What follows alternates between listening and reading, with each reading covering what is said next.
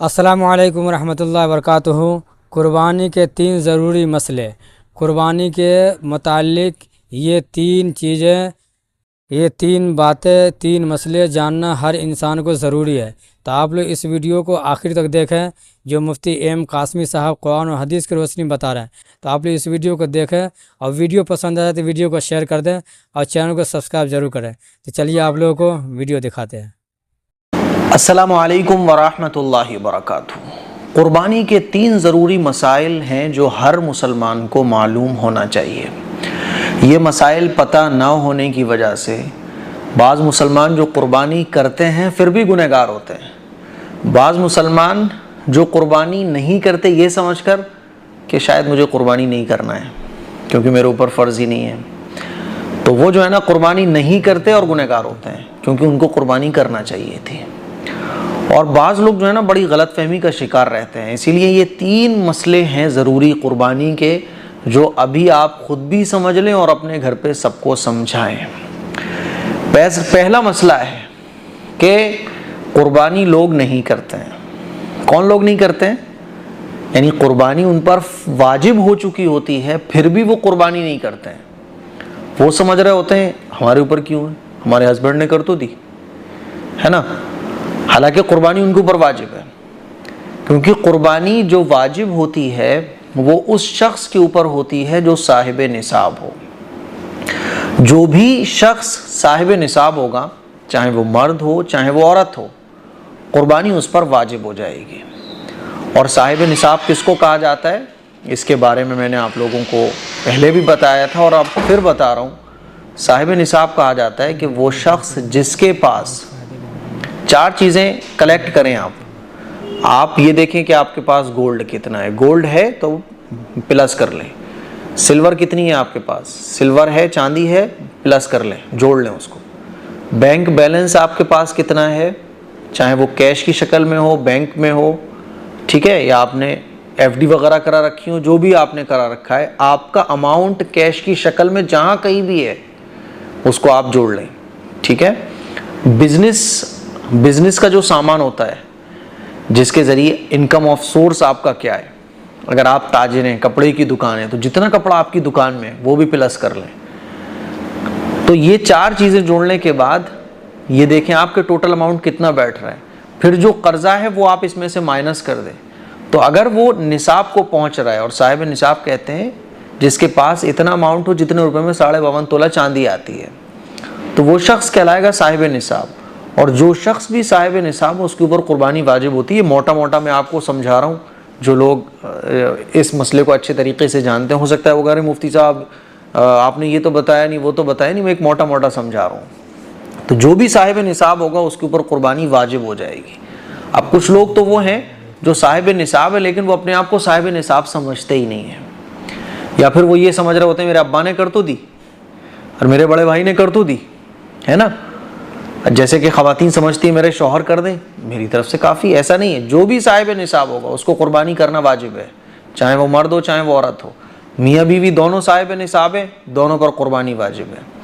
ابا نے قربانی کر دی لیکن آپ بھی صاحب نصاب تھے تو آپ کے اوپر بھی قربانی واجب ہے۔ تو پہلا مسئلہ ہے کہ لوگ قربانی نہیں کرتے ہیں، اور قربانی کرنے کے لیے ضروری نہیں ہوتا کہ آپ بڑا جانور خریدو، آپ یعنی پورا ایک جانور خریدو، یہ ضروری نہیں ہے۔ آپ بڑے جانور میں 7 حصے ہوتے ہیں نا، اس میں ایک حصہ بھی لے سکتے ہیں۔ تو پہلا مسئلہ کہ لوگ قربانی نہیں کرتے، قربانی کرنا چاہیے۔ یہ سوچ کر لوگ قربانی نہیں کرتے ابا نے کر دی، عورتیں سمجھ رہی ہوتی میرے ہسبینڈ نے کر دی، ٹھیک ہے۔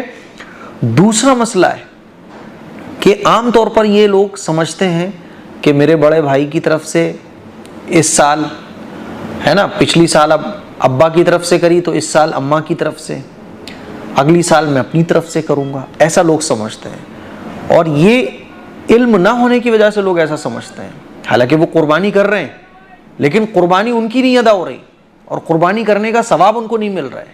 کیوں؟ صحیح مسئلہ ان کو نہیں معلوم۔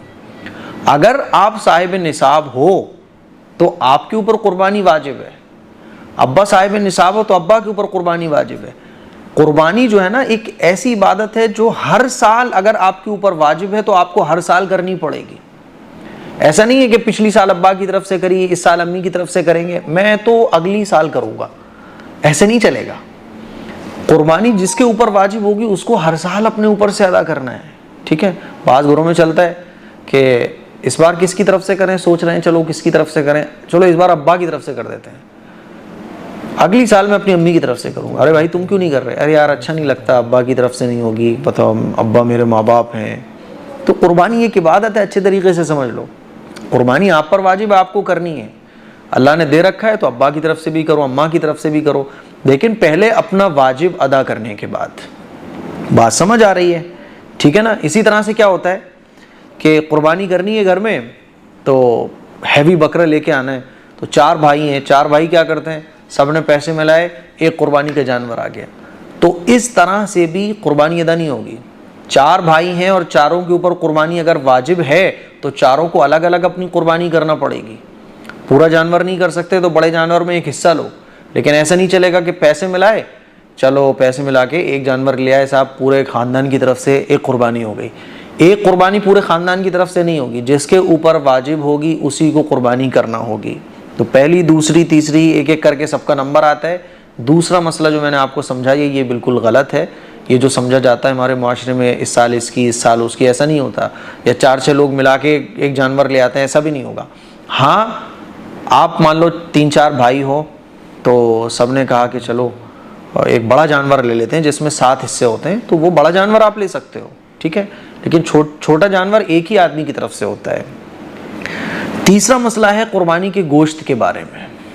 قربانی کا گوشت کیا غریبوں کو دینا ضروری ہے نا, کیا اس میں 3 حصے کرنا ضروری ہیں؟ تو آپ اچھے طریقے سے سمجھ لو, قربانی کا جو گوشت ہے نا اس کے 3 حصے کرنا کوئی ضروری نہیں ہے, مستحب ہے. ایک حصہ اپنے لیے, ایک رشتہ داروں کے لیے, ایک غریبوں کے لیے. ٹھیک ہے, اگر قربانی آپ نے کی اور سارا گوشت آپ رکھ لو جائز ہے, نو پرابلم, کیونکہ قربانی کا جو گوشت ہے نا وہ سارا کا سارا آپ کا ہوتا ہے. آپ نے جانور ذبح کیا, یہ قربانی کا گوشت آپ کا ہی ہے, آپ سارا کھا جاؤ, سارے گوشت کی آپ دعوت کر دو, جائز ہے, نو پرابلم. 3 حصے کرنا مستحب ہے. اب ہمارے یہاں کیا چل رہا ہوتا ہے کہ فلاں رشتہ دار کے یہاں سے قربانی کا گوشت آیا تھا تو اس کو ہم پہنچاتے ہیں, جس کے یہاں سے آیا ہوتا ہے اس کو پہنچاتے ہیں, وہ ہمیں پہنچا رہا ہوتا ہے, ہم اس کو پہنچا رہے ہوتے ہیں. ارے بھائی یہ کیا لاجک سمجھ آ رہا ہے؟ آپ کے یہاں آلریڈی گوشت ہے, وہ آپ کو پہنچا رہا ہے, اس کے یہاں آلریڈی گوشت ہے, آپ اس کے یہاں پہنچا رہے ہو. قربانی کا گوشت کے 3 حصے کرنے کا مطلب یہ کہ وہ رشتہ دار جن کے یہاں قربانیاں نہیں ہو رہی ہیں, جو غریب ہیں بیچارے, ان کو پہنچاؤ قربانی کا گوشت. وہ غریب جن کے یہاں قربانی نہیں ہو رہی ہے ان کو گوشت پہنچاؤ قربانی کا. ٹھیک ہے, اور آپ سارا رکھ لو تو جائز ہے, نو پرابلم. تو قربانی کا گوشت سارا کا سارا آپ کا ہوتا ہے, آپ اس میں سے جو چاہو وہ رکھ سکتے ہو. تو یہ قربانی کے 3 ضروری مسئلے تھے جو میں نے آپ کو سمجھائے. مجھے امید ہے آپ کو یہ تینوں مسئلے سمجھ آ گئے ہوں گے. قربانی سے متعلق آپ جو پوچھنا چاہتے ہو وہ کامنٹ کرو, انشاءاللہ روزانہ آپ کو ایک ویڈیو قربانی سے متعلق ملا کرے گی.